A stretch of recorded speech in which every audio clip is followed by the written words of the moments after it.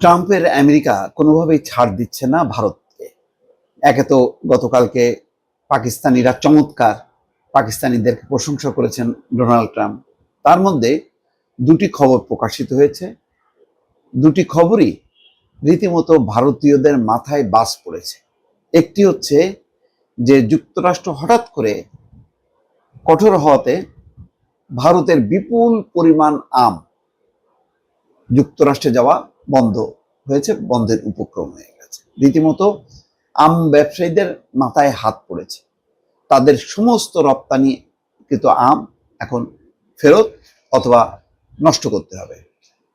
অন্যদিকে একটা সিদ্ধান্ত হয়েছে যে দেশে টাকা পাঠাতে হলে মানে গুনতে হবে বাড়তি কর, অর্থাৎ মিনিমাম 5% ট্যাক্স দিয়ে মানে ভারতীয়রা দেশে টাকা পাঠাতে পারবে।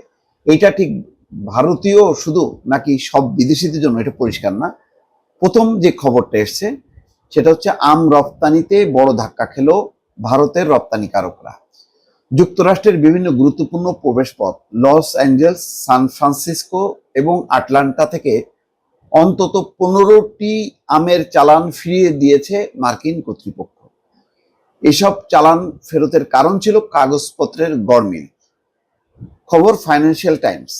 বাইডেনের আমলেও কিন্তু এত ধকল পোহায়নি ভারত এখন যেমন পোহাচ্ছে, অথচ মনে করা হয় ট্রাম্প হচ্ছে নরেন্দ্র মোদীর অত্যন্ত ঘনিষ্ঠ বন্ধু। ভারতীয় রপ্তানিকারকদের দুটি বিকল্প দিয়েছিল যুক্তরাষ্ট্র। প্রথমত আমগুলো নষ্ট করে ফেলা অথবা খরচ বহন করে ভারতে ফেরত নিয়ে যাওয়া।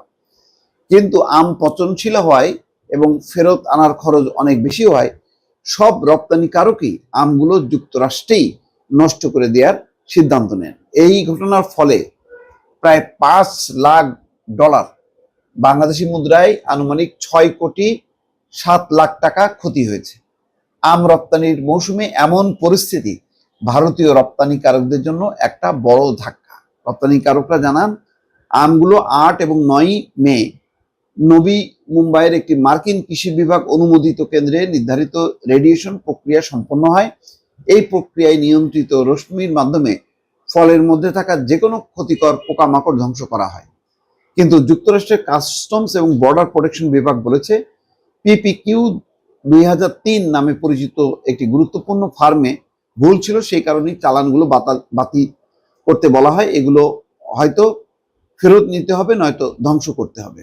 যাই হোক, এই গেল একটা ঘটনা। আর একটা ঘটনা হচ্ছে যে আমেরিকার প্রেসিডেন্ট নয়া অস্ত্র বড় সুন্দর বিল, ওয়ান বিগ বিউটিফুল বিল কি বাস্তবায়িত হবে? রবিবার রাতে মার্কিন হাউস বাজেট কমিটি এই বিলের পক্ষেই ভোট দিয়েছে। যদি এই বিলটি আইনে পরিণত হয় তবে বিপদে পড়তে পারেন আমেরিকায় বসবাসকারী লক্ষ লক্ষ ভারতীয় এবং অনাবাসী ভারতীয়। নতুন আইন কার্যকর হলে আমেরিকা থেকে নিজ নিজ দেশে পরিবারের কাছে পাঠানো টাকা আরো ব্যয়বহুল হতে চলেছে আমেরিকায় বসবাসকারী অনাবাসীদের জন্য। আমেরিকায় এই বিল চালু করার বিষয়ে বারবার মুখ খুলছেন ট্রাম্প। কি বলা হয়েছে এই বিলে? 1116 পাতার এই বিলে জোর দেওয়া হয়েছে কর কাঠামোর উপর।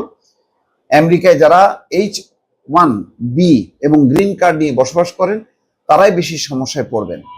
আমেরিকার নাগরিক নন অথচ কর্ম এবং ব্যবসার সূত্রে সেই দেশে থাকেন, তারা নয়া কর কাঠামোর আওতায় পড়বেন। বিলে প্রস্তাব করা হয়েছে মার্কিন নাগরিক নন এমন ব্যক্তিরা যদি আমেরিকায় উপার্জিত টাকা নিজের দেশে পাঠাতে চান তবে তার উপর 5% কর চাপানো হবে। করের ব্যাপারে কোনো ছাড় সীমার কথা উল্লেখ করা হয়নি, অর্থাৎ যে কোনো পরিমাণ মূল্য পাঠালেই তাকে কর দিতে হবে। তবে কেউ যদি আমেরিকার নাগরিক হন তবে তার ক্ষেত্রে আইন প্রযোজ্য হবে না। এই ক্ষেত্রে বলা হচ্ছে যে নয়া বিল আইনে পরিণত হলে মানে আমেরিকায় বসবাসকারী প্রায় 45 লক্ষ ভারতীয় আর্থিক ক্ষতির মুখে পড়তে পারেন, যার মধ্যে 32 লাখ ভারতীয় বংশোদ্ভূত রয়েছে।